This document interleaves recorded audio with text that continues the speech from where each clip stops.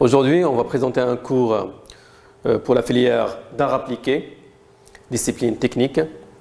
Le tour, c'est autour de design d'environnement et s'intitule l'espace de commerce dont la fonction est bien présentée et valorisée. Alors, au sommaire, on va voir la devanture, on va expliquer ce que c'est qu'une devanture commerciale.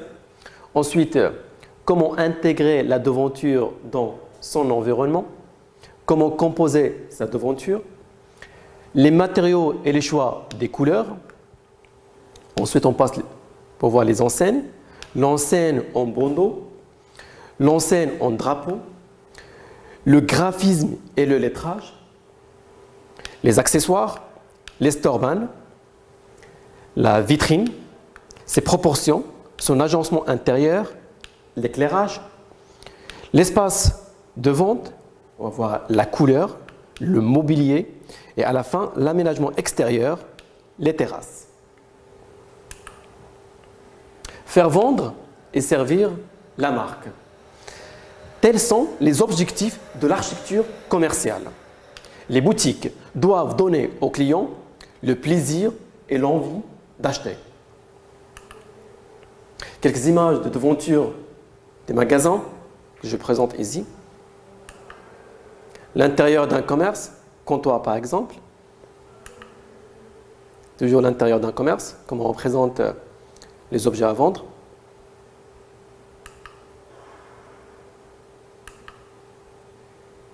Comptoir de l'espace de vente.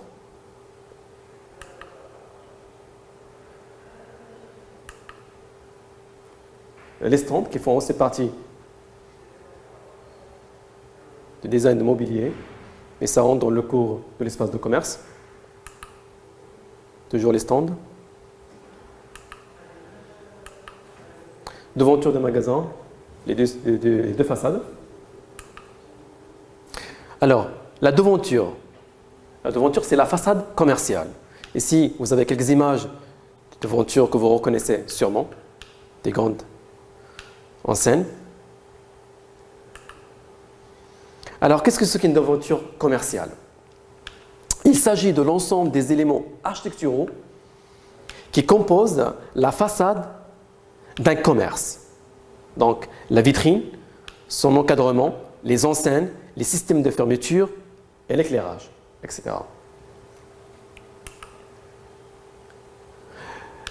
La devanture reflète l'image principale de l'activité, son identité et sa qualité. Elle se limite au rez-de-chaussée, même si l'activité occupe plusieurs niveaux. Les enseignes sont intégrées à la devanture. Elles sont constituées par toute inscription, forme ou image relative à l'activité exercée. Comment intégrer la devanture dans son environnement? La façade commerciale doit prendre en compte les différentes échelles de la ville. On va prendre par exemple le quartier. Pour préserver l'ambiance des lieux, les commerces sont avantage à respecter. En avantage à respecter l'image générale du quartier et préserver sa continuité bâtie. Comment intégrer la devanture dans son environnement? On va voir la rue. Le caractère de la rue se définit par des rythmes verticaux, comme on voit ici, c'est présent dans l'image, suivant la largeur des parcelles. Les horizontaux, hauteur des étages. L'aménagement de la vitrine, qui doit être ici, doit s'intégrer dans les rythmes et pas rompre l'équilibre général. Toujours comment intégrer la devanture dans son environnement. On va voir cette fois-ci l'immeuble. En sachant tirer parti des matériaux, des rythmes et des mots de nature. Alors, les mots de nature, c'est un terme d'architecture. Donc, c'est un élément d'ornement constitué par des profils, des moulures d'une corniche. En sachant tirer parti des matériaux, des rites et des mots de nature, la devanture du commerce profite de l'architecture de l'immeuble et s'inscrit d'elle-même.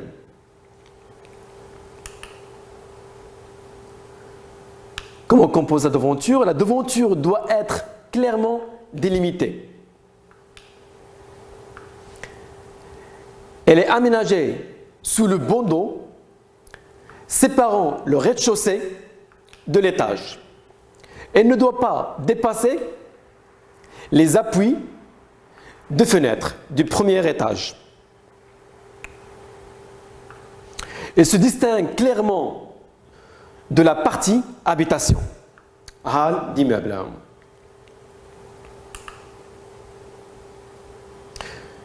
Elle doit respecter des lignes qu'on voit ici. Elle doit respecter des lignes de composition de l'immeuble. Elle équilibre les parties vitrées et les parties maçonnées. Elle s'aligne avec la composition des autres commerces de l'immeuble.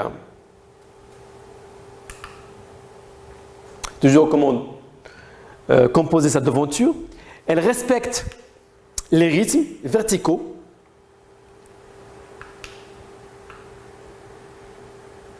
Donc, elle respecte les rythmes verticaux. Alignement des parties vitrées, comme on voit ici. Donc, alignement des parties vitrées ou des portes d'entrée avec les fenêtres à l'étage supérieur. Elle respecte les limites entre les immeubles. Les matériaux.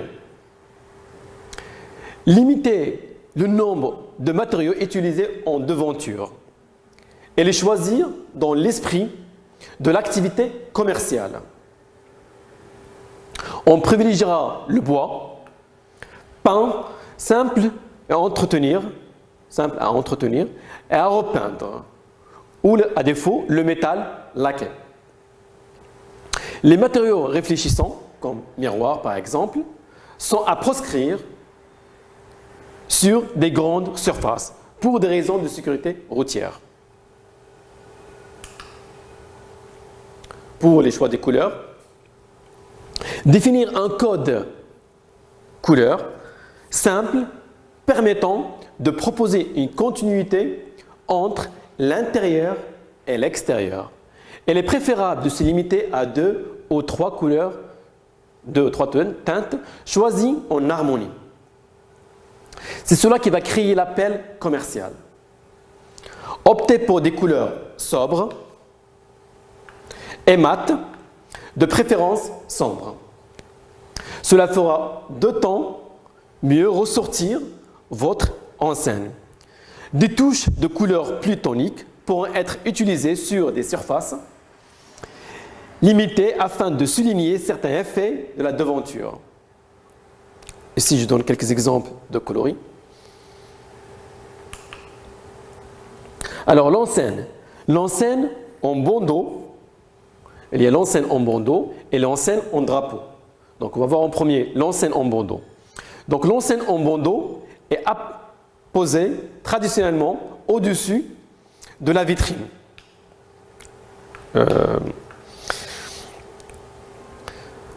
Alors, l'enseigne en bandeau est apposée traditionnellement au-dessus de la vitrine dans le même plan que la façade de l'immeuble. L'enseigne en bandeau doit être intégrée à la composition de la devanture, comme on voit dans l'image ici, donc le bandeau ici, mais elle est intégrée à la façade du commerce. Elle doit être proportionnée à la taille de la vitrine. Elle doit respecter le rythme des vitrines.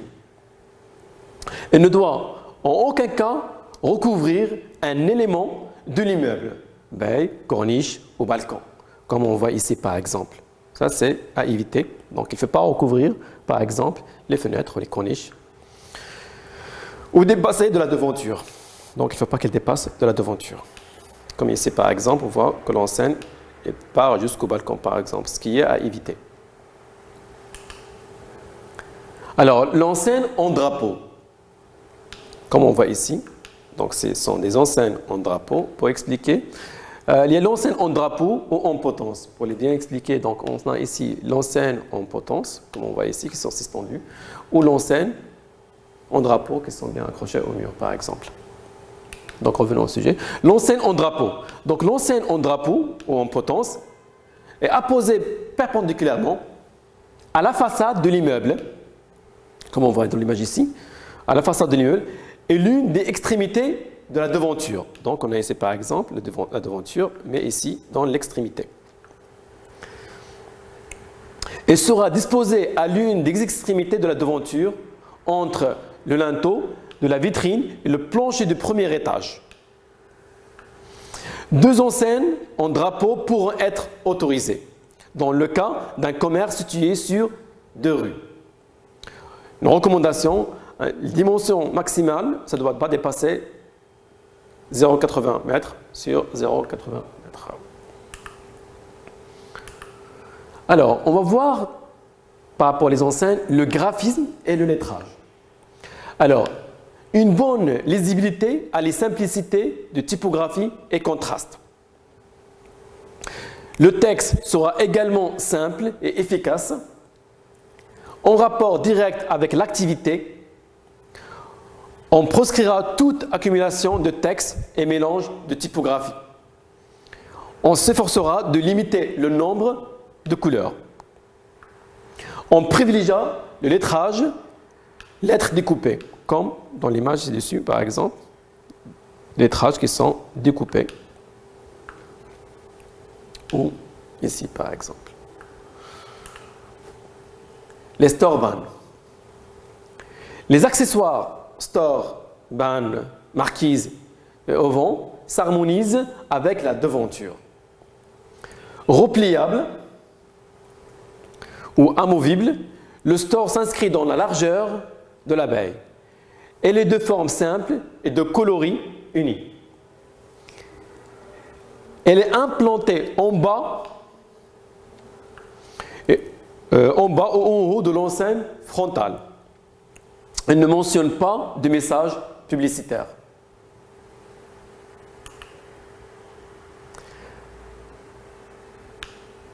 On va voir la vitrine. Ses proportions.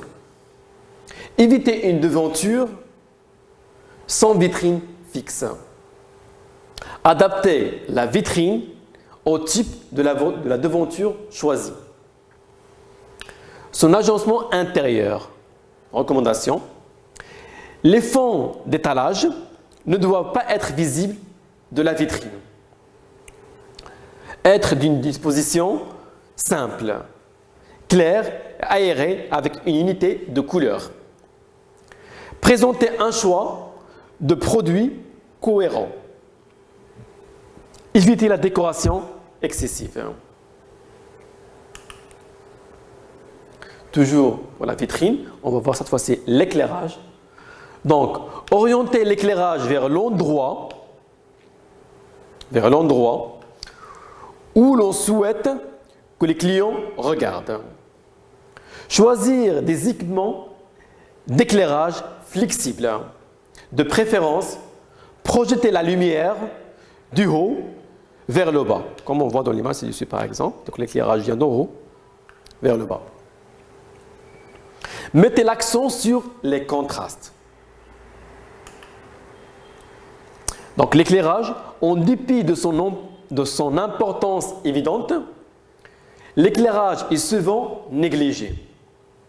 Source importante de dépenses, puisqu'il représente jusqu'à 50% de la consommation d'un commerce. L'éclairage est aussi un gage de valorisation de l'agencement. On distingue 2 types d'éclairage. L'éclairage de base, c'est l'éclairage général du point de vente. Elle est conçue pour voir et engager le client à circuler dans l'ensemble de la surface de la vente, ou l'éclairage de la mise en scène ou d'accentuation. C'est l'éclairage ponctuel qui permet l'accent sur certains produits, certaines zones. Elle permet de créer aussi bien des contrastes de couleurs,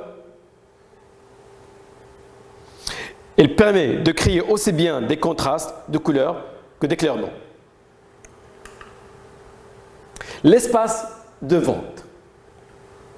Prendre en compte les différents éléments qui contribuent à créer une ambiance cohérente avec le positionnement du point de vente. On va voir la couleur. Se démarquer de la concurrence tout en adaptant les couleurs à l'activité. Chaque boutique choisit son thème, calme, raffinement, tendance, etc. Et il s'agit de déclencher la curiosité du client, voire de le provoquer afin de l'attirer dans le magasin.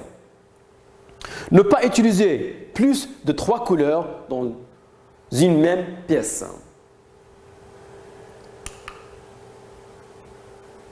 Donc, on va voir ici, donner une signification de la couleur. La signification cachée de la couleur en communication visuelle. Le vert, par exemple. Perception visuelle. On obtient le vert en mélangeant du bleu cyan et du jaune. Faire intéressant, le vert vif, pur et reposant pour les yeux. Signification. Couleur de l'espérance. Il invite au calme et au repos. Elle est symbole de croissance, de santé, de fraîcheur de la nature. Il représente la stabilité et l'équilibre. Toujours dans l'espace de vente, on va voir le mobilier, en particulier le mobilier modulaire. Choisir un mobilier modulaire et permettant un montage rigide. Simple et rigide. Le mobilier modulaire. Donc, comme dans l'exemple ci-dessous, on voit mobilier d'un comptoir, par exemple, où là, on a ajouté notre partie de plus, qui manque ici, par exemple. Alors, le mobilier modulaire se dit d'un élément de mobilier qui, en fonction du nombre de produits à présenter, peut s'assembler avec d'autres identiques, par juxtaposition ou superposition. L'aménagement extérieur. La terrasse. Les terrasses, les relations qu'entretient une terrasse avec l'espace public et le commerce.